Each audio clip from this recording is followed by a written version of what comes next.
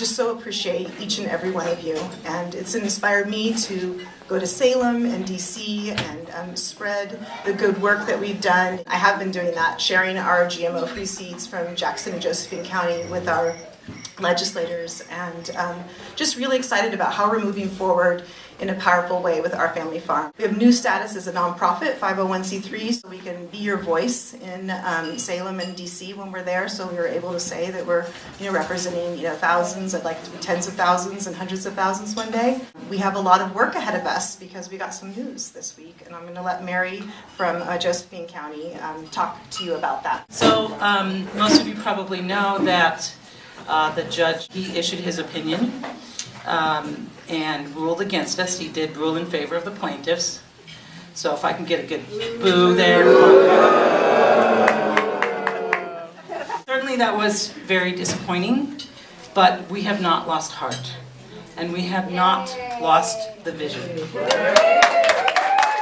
I'm excited about working more closely, the two counties, this Rogue Valley, this beautiful premier seed growing region, working together and taking this work that we've done and been so successful here in the Valley across the state and building a state coalition. I want to thank everybody for coming tonight, and thank you all for the support that we have felt from you. Seeds and pollinators know no borders, and either do our supporters of Our Family Farm. So we're here to support Josephine County and to keep our premier seed growing region as safe as possible and let farmers protect their seed crops. I'd like to start by saying I view all of you as my extended family. I've never lived in a community like this. We are so cohesive, we work together, we're so driven, we're so motivated.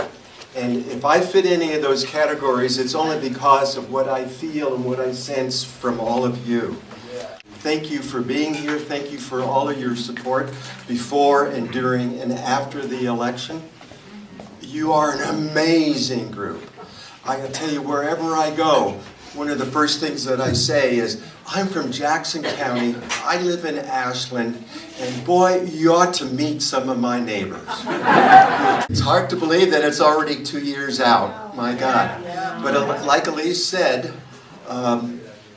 shall I say, our campaign, our interests, our motivation, our goals are far from over. We have won a situation where we now can say we prohibit the growth of genetically engineered crops where we live in this county. And there's now only about 8 counties in the whole nation, with the exception of Vermont, and it's not final there yet, about 8 counties in the whole country that are like us. We have something special to brag about. I especially admire Leno's the way he can communicate to people. It just captures my attention, and I wish that I could emulate him, but I can't. Damn it, because I'm a scientist. I'm not allowed. I'm not allowed to tell it like it is, and I'm not allowed to do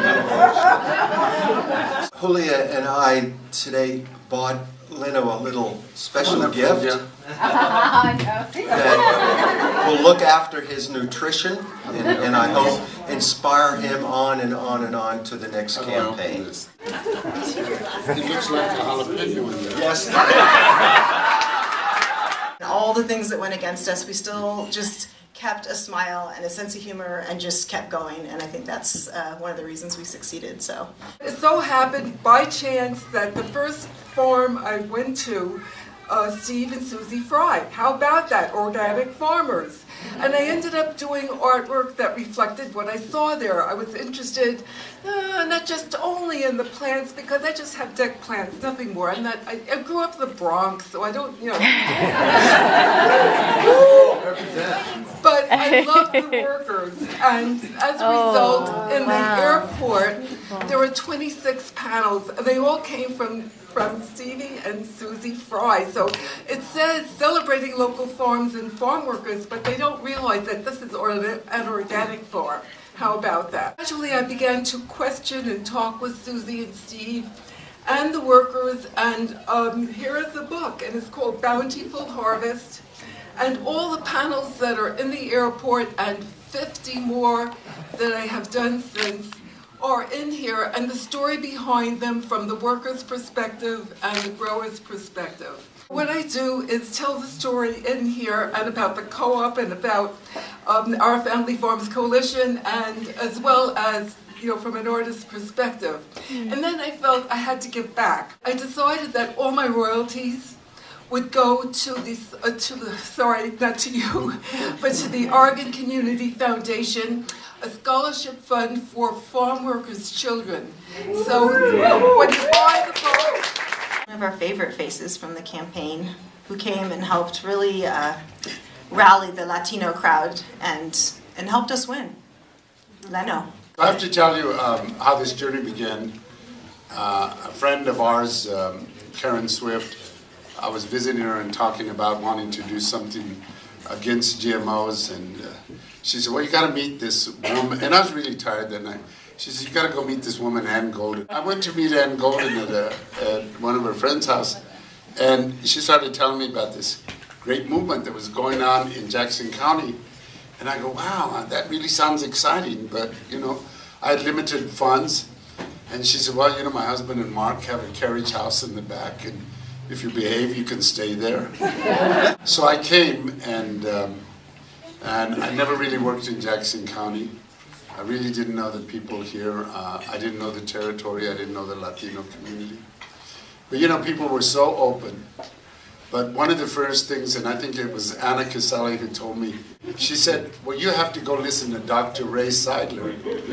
And so I went to one of his workshops, and I still didn't understand it. That was the beauty of this campaign, is that everybody helped everybody. I go speaking all over the place, and I talk about struggles because everybody wants to win.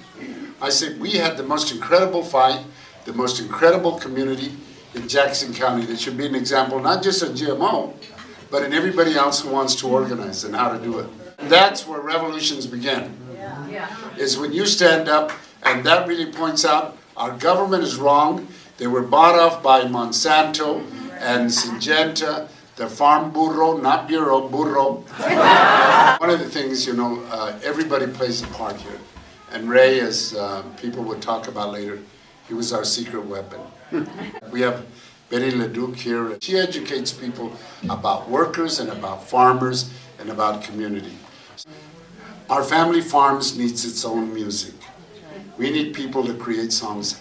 Every time I'm here, I run into more musicians. You got more artists here. So we need the people who do theater, one person acts, poetry. We need people like Betty LaDuke. We need the art that talks about our issue. And we need music. Because after hearing us speak so much, we don't leave you with the image that a piece of art would do or a song would do. So our challenge is to figure out how to reach other people. The demand at Costco for GMO-free and organic is so high that they cannot keep it in stock. Yep. And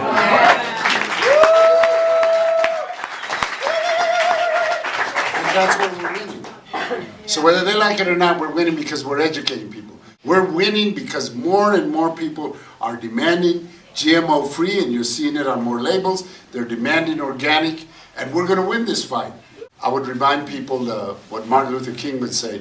It really doesn't matter how long you live, but what you did when you were alive.